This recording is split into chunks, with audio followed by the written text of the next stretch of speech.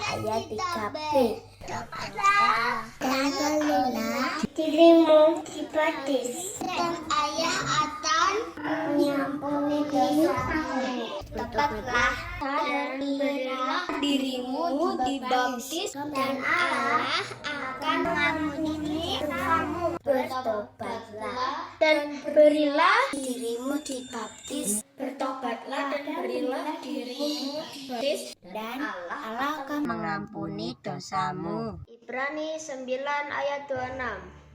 Ia mengambil semua dosa dengan memberikan dirinya sebagai kurban. Yohanes 1 ayat 29. Lihatlah anak domba Allah yang menghapus dosa dunia.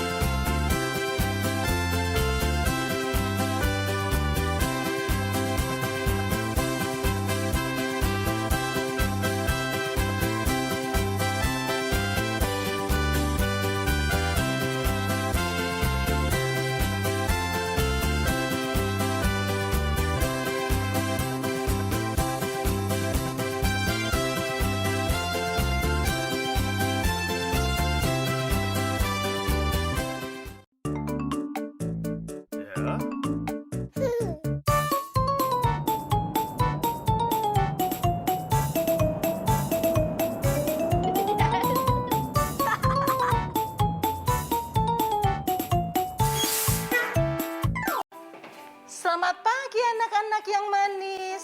Wow, kalian sudah siap ya untuk ibadah pada hari ini? Selamat pagi adik-adik. Yuk kita mau bernyanyi bersama Papa dan Mama. Kita mau mengucap syukur karena pada pagi hari ini kita bisa beribadah bersama-sama.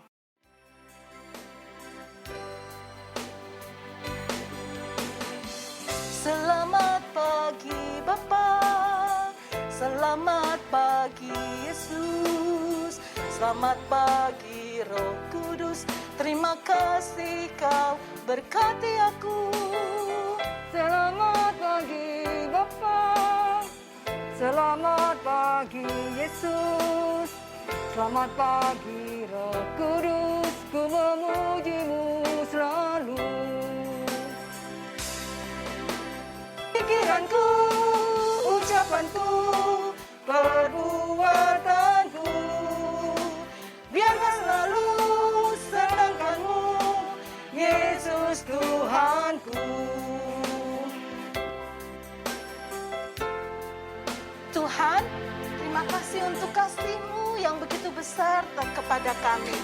Ajarkan kami untuk terus-menerus mengasihi Engkau.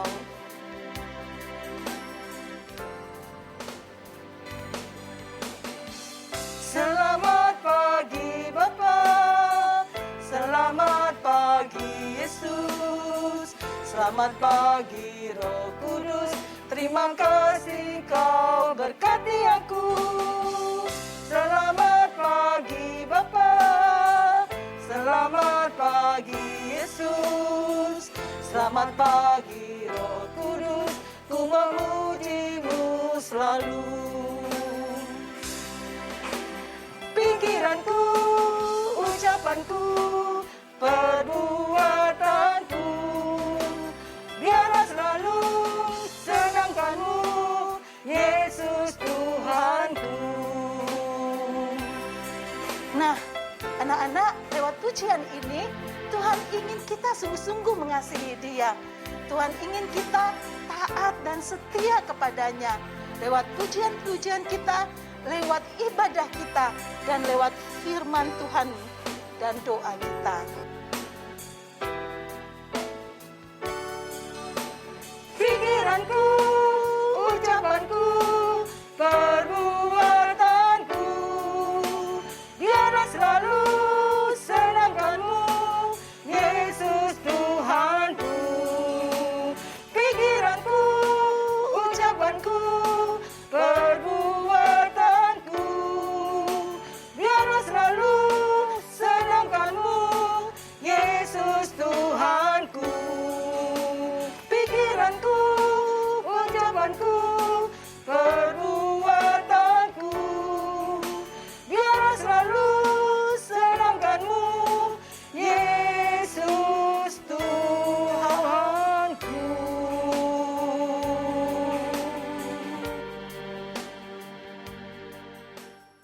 Adik-adik, mari kita bersama-sama membuka ibadah kita pada hari ini dengan meminta pertolongan daripada Tuhan lewat doa-doa kita. Mari semuanya sikap doa yang baik ya. Lipat tanganmu, tundukkan kepalamu, tutup matamu. Kita berdoa. Selamat pagi Tuhan Yesus. Selamat pagi ya Roh Kudus.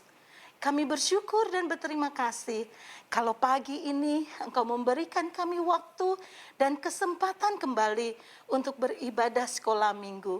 Terima kasih untuk anak-anak yang sudah berkumpul di rumahnya masing-masing, yang sudah menyiapkan hati dan pikirannya untuk beribadah. Tuhan, mari Engkau yang berkarya dari pagi, dari awal hingga sampai selesai sekolah minggu ini. Biarkan anak-anak memiliki ketaatan, kesetiaan, dan semangat untuk terus beribadah lewat sekolah minggu ini. Terima kasih Bapa, di dalam nama Yesus Kristus kami berdoa. Amin. Amin. Nah adik-adik, kita akan menyanyikan lagu yang selanjutnya, yaitu kita mau belajar tentang ketaatan. Kita mau menyanyikan lagu ini dengan penuh semangat. Dan terlebih lagi kita yang terutama harus taat kepada Tuhan Yesus. Dan yang kedua adalah taat kepada Papa dan Mama. Yuk kita mau bangkit berdiri, kita mau pujikan bersama-sama lagu TAAT, Taat.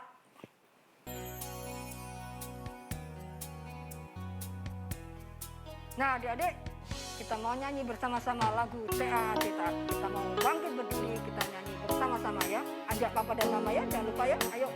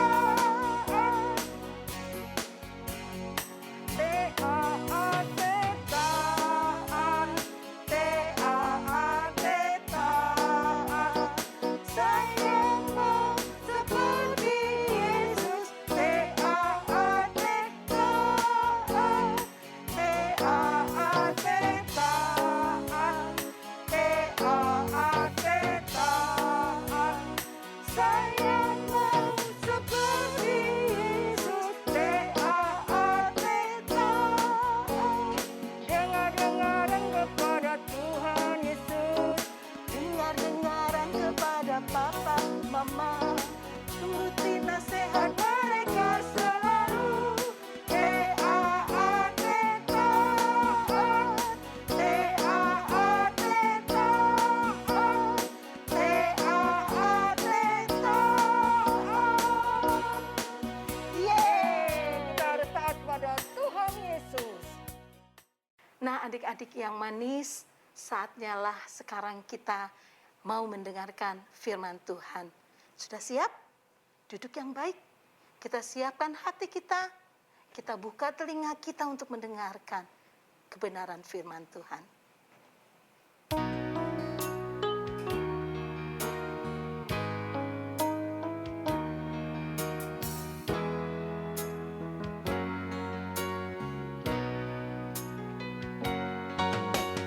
Buka hatiku untuk firman-Mu. Ku ingin menjadi seperti Yesus.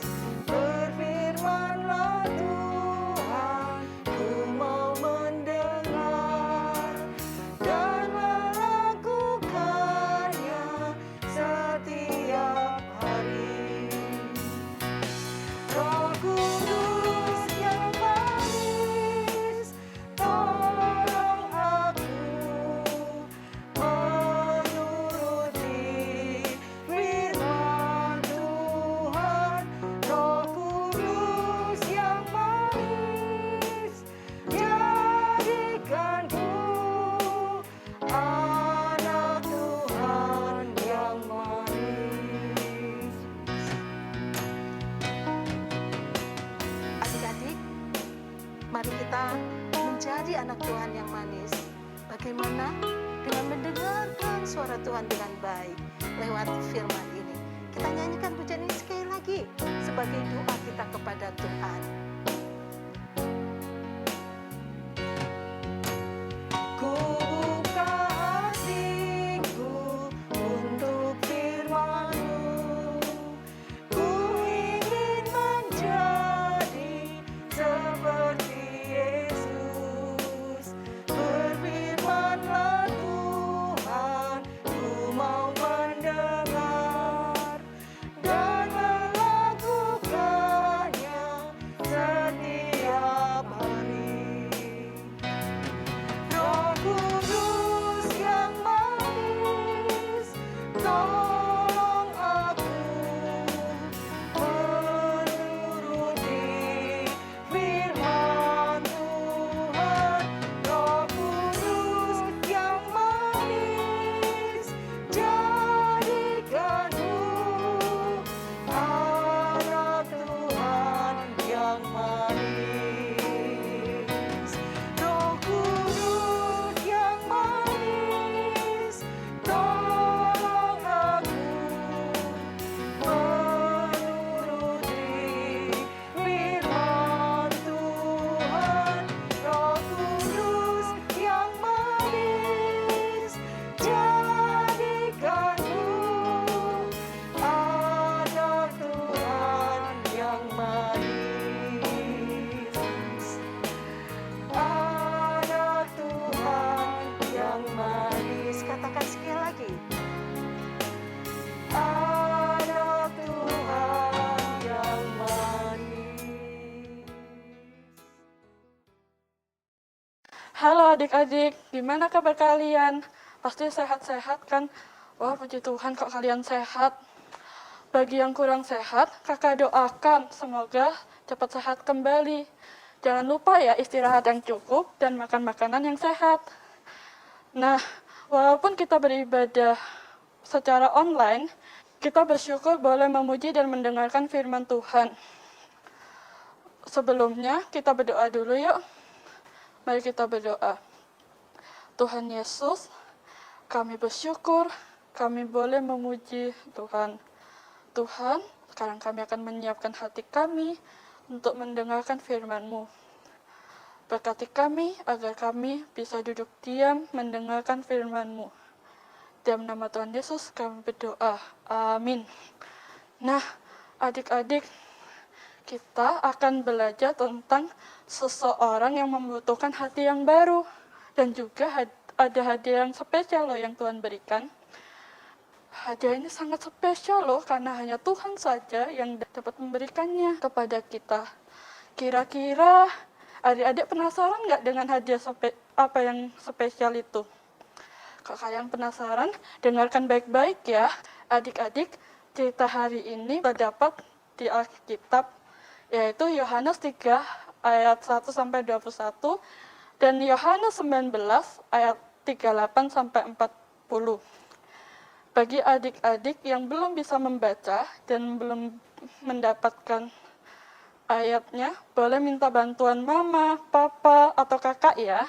Adik-adik kan tahu bahwa Tuhan sering melakukan khotbah dan sering membuat mujizat. Tuhan Yesus dan murid-murid pergi ke Yerusalem. Di Yerusalem banyak sekali orang-orang yang berdatangan. Bahkan mereka rela jauh-jauh berdatangan dari luar kota hanya untuk merayakan Paskah. Nah, adik-adik, tahu tidak kenapa Tuhan Yesus datang pada saat tempat itu ramai? Karena Tuhan ingin orang-orang mendengar ajarannya dan melihat mujizatnya dan diceritakan kembali kepada orang lain sepulang dari Yerusalem. Dari sekian banyak orang yang mendengar dan melihat, ada seseorang bernama Nikodemus, yaitu seorang Farisi. Orang Farisi adalah pemimpin-pemimpin agama yang sangat sombong. Tapi mereka mengira diri mereka lebih baik. Mereka merasa diri mereka lebih hebat. Tetapi mereka tidak suka dengan keberadaan Tuhan Yesus. Karena Tuhan Yesus bukanlah orang Farisi. Dan Tuhan Yesus berkata bahwa mereka adalah orang-orang yang berdosa. Perbuatan baik tidak dapat menyelamatkan mereka dari dosa. Suatu malam, Nikodemus sedang berjalan di tengah kegelapan. Kira-kira Nikodemus mau ngapain dia berjalan di tengah kegelapan? Ternyata Nikodemus ingin bertemu Tuhan Yesus di mana tempat Yesus tinggal. Di tengah perjalanan, Nikodemus melihat ada Tuhan Yesus sedang berbicara kepada orang lain. Seharusnya ini kesempatan yang sangat bagus untuk Nikodemus bisa berbicara secara langsung. Tetapi mungkin saja Nikodemus ingin berbicara berdua tanpa ada gangguan orang Farisi lainnya. Rabi, kami tahu bahwa engkau adalah guru besar dan engkau telah diutus Allah. Sebab engkau tidak dapat melakukan mujizat jika Allah tidak menyertai engkau. Tuhan tidak hanya melihat dari kata-kata yang sopan, melainkan Ia melihat dari kedalaman hatinya yang sangat sombong. Bahkan Tuhan sudah tahu dari sebelum Nikodemus mengajukan pertanyaan, dan Tuhan sudah menjawab pertanyaan Nikodemus sebelum Nikodemus mempertanyakannya. Yang seharusnya dipertanyakan oleh kita adalah bagaimana kita dapat diselamatkan. Sesungguhnya, jika seorang tidak dilahirkan kembali, ia tidak dapat melihat kerajaan Allah. Bagaimana mungkin hal itu dapat terjadi? Apa kita harus seperti seorang bayi yang terlahir dari kandungan seorang ibu? Yang dimaksud oleh Tuhan Yesus adalah bukan terlahir secara fisik seperti bayi yang lahir dari kandungan seorang ibu, tapi tentang kelahiran rohani yang menjadikan kita keluarga Allah. Terus, apa Nikodemus dapat menjadi keluarga Allah? Nikodemus tidak dapat menjadi keluarga Allah jika Nikodemus hanya menjalankan peraturan dan berbuat baik saja. Maka dari itu, Nikodemus butuh hati yang baru, supaya Nikodemus dapat bertobat dan percaya kepada Tuhan Yesus. Hati baru yang Nikodemus perlukan adalah hati rohani yang baru, bukan seperti yang ada pada tubuh kita. Mengapa kita membutuhkan hati rohani yang baru? Apa yang salah dengan hati yang kita miliki sekarang? Karena hati kita penuh dengan dosa. Dosalah yang menghalangi kita untuk taat kepada Tuhan dan percaya kepada Tuhan. Kita memerlukan hati rohani yang baru yang dapat percaya kepada Tuhan Yesus untuk keselamatan kita dan dapat kita taati karena kita mengasihinya. Apa ada yang tahu arti pertobatan? Ya, benar-benar menyesali, membenci, dan berhenti melakukan dosa. Hati kita yang lama kan berdosa. Maka dari itu kita tidak dapat menggunakan kekuatan sendiri. Hanya Roh Kudus yang dapat memberi kita hati yang baru. Supaya kita dapat bertobat dan percaya kepada Tuhan Yesus. Sekarang kakak kasih gambaran deh. Apakah adik-adik pernah melihat angin? Tentu kita semua tidak dapat melihat angin. Lalu, bagaimana adik-adik bisa melihat angin sedang bertiup? Ya, kita bisa merasakan, bisa melihat benda-benda di sekitar kita sedang bergerak. Begitu juga Roh Kudus bekerja seperti angin.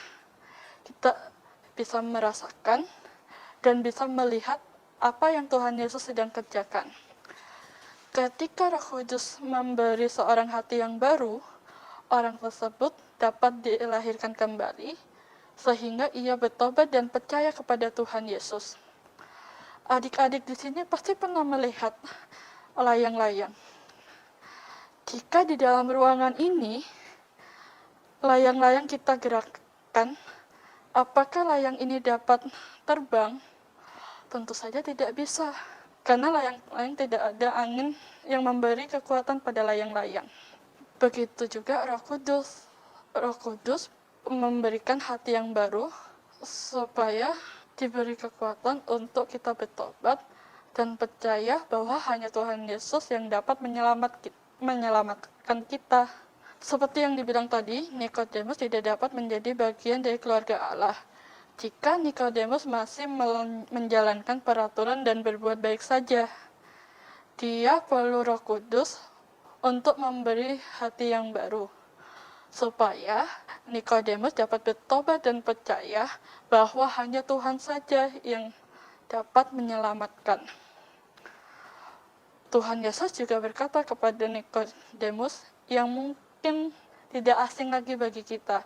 Mungkin kita pernah mendengar atau bahkan pernah menghafalkan, yaitu terdapat dari Yohanes 3 ayat 16 yang berbunyi, karena begitu besar kasih Allah akan dunia ini, sehingga ia telah mengaruniakan anaknya yang tunggal, supaya setiap orang yang percaya kepadanya tidak binasa, melainkan beroleh hidup yang kekal. Di dalam Alkitab tidak diberitahu apakah pada malam itu Nikodemus percaya atau tidak. Tetapi Alkitab memberitahu beberapa tahun kemudian setelah Tuhan Yesus disalib, Nikodemuslah yang menguburkan Tuhan Yesus. Mungkin saja Roh Kudus telah memberi hati yang baru pada Nikodemus. Dia bertobat dan percaya kepada Tuhan Yesus, tetapi hanya Allah yang tahu pasti tentang hal itu. Adik-adik, kita tidak mempunyai alasan untuk membanggakan diri kita karena kita orang Kristen. Jika kita dapat percaya kepada Tuhan Yesus, itu bukan karena kita lebih hebat, lebih pintar daripada yang belum percaya. Kita percaya kepada Tuhan Yesus karena Roh Kudus telah memberi kita hati yang baru, yang membuat kita ingin bertobat dan taat kepada Tuhan, serta percaya kepada Tuhan. Maka Tuhan Yesuslah yang menganugerahkan keselamatan kepada kita. Karena itu, Marilah kita selalu mengucap syukur kepada Tuhan Yesus atas apa yang Tuhan Yesus sudah kerjakan di dalam hidup kita. Ayo kita jalani hidup ini sesuai dengan apa yang Tuhan Yesus kehendaki dan menjadi berkat bagi orang lain. Sebelum kita menutupnya, ayo kita baca ayat hafalan yang terdapat dari Yohanes 3 ayat 3 yang berbunyi, Yesus menjawab katanya, Aku berkata kepadamu, sesungguhnya jika seorang tidak dilahirkan kembali, ia tidak dapat melihat kerajaan Allah. Sekali lagi ya, Yohanes 3 ayat 3. Yesus menjawab katanya, Aku berkata kepadamu, sesungguhnya jika seseorang tidak dilahirkan kembali, ia tidak dapat melihat kerajaan Allah. Ayo adik-adik, mari kita berdoa.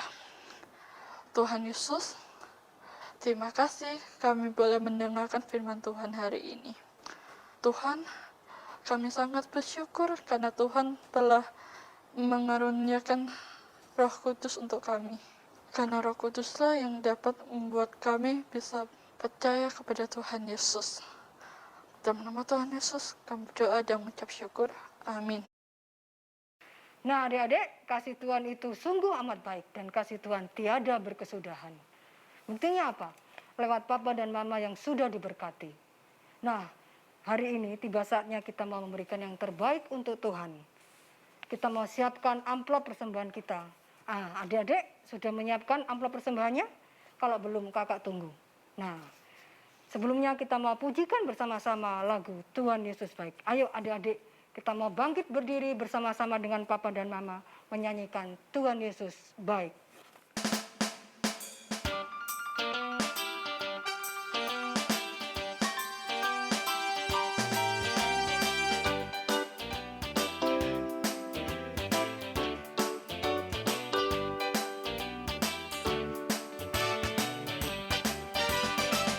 Tiada berkesudahan kasih setiamu Tuhan, selalu baru rahmat-Mu bagiku.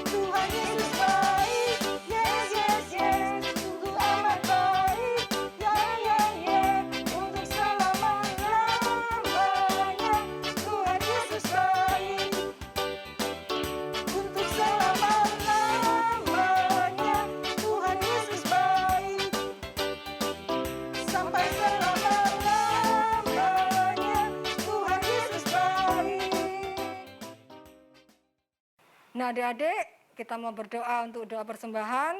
Kita mau lipat tangan bersama-sama. Tuhan Yesus, kami bersyukur kami sudah berdoa, bernyanyi dan mendengarkan firman Tuhan.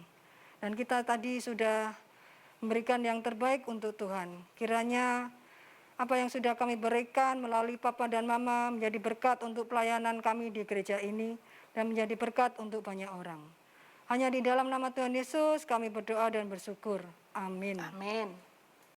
Adik-adik, tiba saatnya kita untuk mengerjakan aktivitas.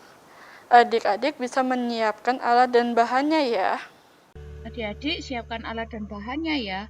Ayo kita kerjakan aktivitasnya. 1 lembar kertas A5, 6 lembar kertas lipat ukuran 10 x 10 cm, 6 lembar kertas lipat ukuran 8 x 8 cm, 2 lembar kertas lipat ukuran 7 x 7 cm, gunting, spidol, pensil, lem, dan penggaris. Langkah pertama, adik-adik buat lingkaran di kertas berwarna coklat. Lalu adik-adik gunting. Ambil lingkaran yang berwarna lebih tua dan adik-adik gunting seperti bentuk yang paling kuat. Untuk anak laki-laki ikuti yang sebelah kiri dan untuk anak perempuan ikuti yang sebelah kanan. Lalu adik-adik tempelkan seperti contoh. Jangan lupa memberi mata, hidung, dan mulutnya ya. Ambil kertas ukuran 10 x 10 cm, lalu adik-adik buat gambar baju. Buat di keenam kertas lipat lainnya. Setelah itu, adik-adik gunting. Lalu, lipat menjadi 2 bagian sama besar. Ambil kertas lipat ukuran 8 x 8 cm, lalu lipat menjadi 2 bagian sama besar. Adik-adik gunting setengah bentuk hati, nanti hasilnya seperti ini. Setelah itu, tempelkan bentuk hati di keenam baju yang tadi sudah dibuat. Lalu tulis komitmen adik-adik di setiap bentuk hatinya. Ingat ya, yang hati berwarna hitam tidak perlu adik-adik tulis. Hati hitam melambangkan hati kita yang penuh dosa. Tempelkan bentuk baju yang sudah jadi. Tempelkan seperti buku.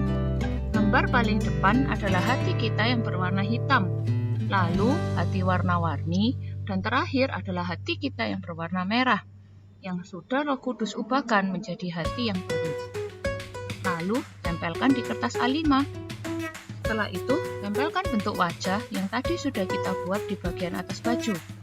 Gunting mengikuti bentuknya. Nah, aktivitas kita sudah selesai. Adik-adik, aktivitas kita sudah jadi. Aktivitas ini di dalamnya ada hati berwarna hitam yang menggambarkan hidup kita yang lama, hidup kita berdosa. Nah, karena ada Roh Kudus yang memberi hidup kita yang baru, kita dapat diselamatkan. Karena hidup kita sudah diselamatkan oleh Tuhan Yesus, maka kita bisa rajin berdoa, rajin ibadah sekolah minggu, rajin baca Alkitab, taat kepada perintah Tuhan. Ini ayat hafalan kita dan aktivitas kita sudah selesai. Sampai ketemu minggu depan, Tuhan Yesus memberkati. Jadi adik-adik.